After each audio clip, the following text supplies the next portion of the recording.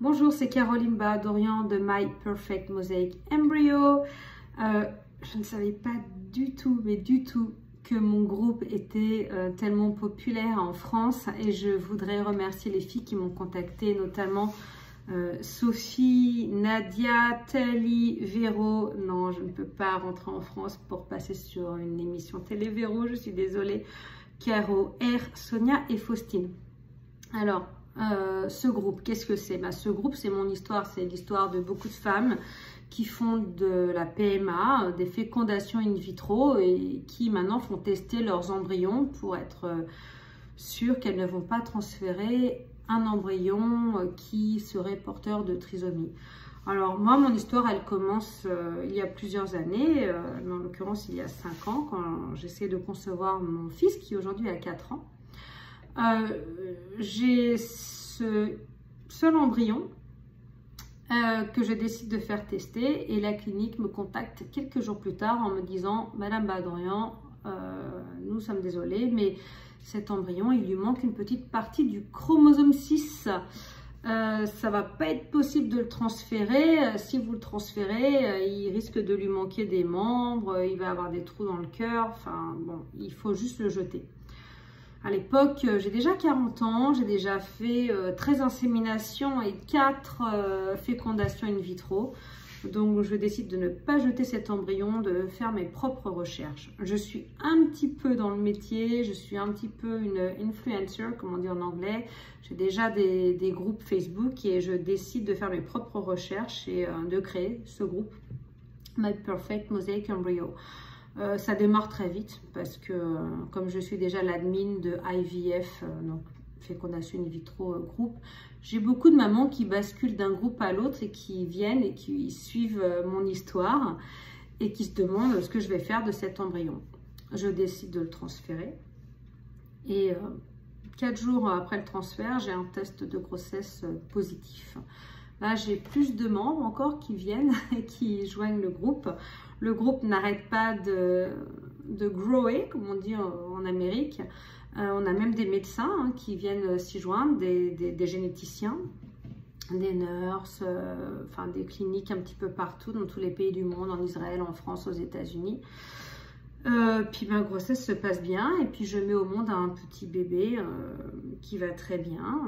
Comme je disais, il a 4 ans aujourd'hui, puis là il est en train de jouer dans la piscine avec son papa. Après la naissance de Dove, beaucoup de mamans qui avaient des embryons, comme je dis, au congélateur, même si c'est un petit peu plus compliqué que ça et que non, les embryons ne sont pas au congélateur, mais qui avaient des embryons congelés, comme on dit en français, réfléchissent et se disent que peut-être elles devraient les transférer. Ce groupe a aidé beaucoup de parents, de futurs parents, parce que ces femmes-là n'étaient pas encore mamans. Donc, ça a aidé beaucoup de futurs parents à devenir parents. Ça a énormément fait couler d'encre. J'ai aujourd'hui une liste de cliniques aux États-Unis qui acceptent de transférer ces embryons parce qu'il faut savoir que pour un problème éthique, il y a énormément de cliniques qui ont refusé de transférer les embryons mosaïques ou aneuploïdes. Donc, je garde cette liste que je partage avec vous. Je sais qu'en France, c'est un petit peu compliqué. On va y arriver.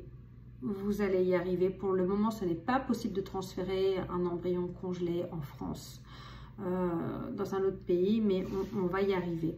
Mais ce groupe est là pour dire aux futurs parents, aux mamans, certains comme moi avaient déjà des enfants avant, qu'il ne faut surtout pas jeter vos embryons, que vos embryons ont un potentiel, que cet embryon qu'on vous a dit de jeter, ça peut être votre petite fille, votre petit garçon.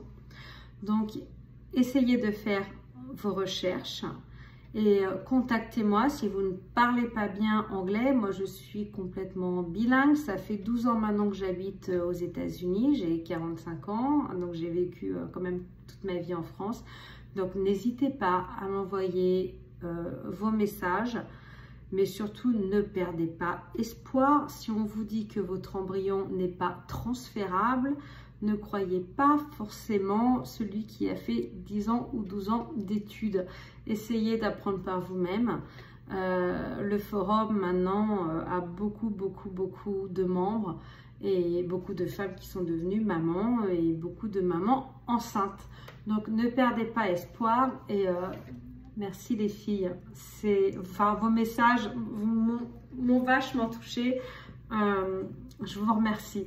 Et Véro, oui, si je viens un jour en France, je te contacterai et on fera cette émission télé. Merci et puis je vous souhaite plein de bonnes choses et puis de grandes familles nombreuses. À bientôt.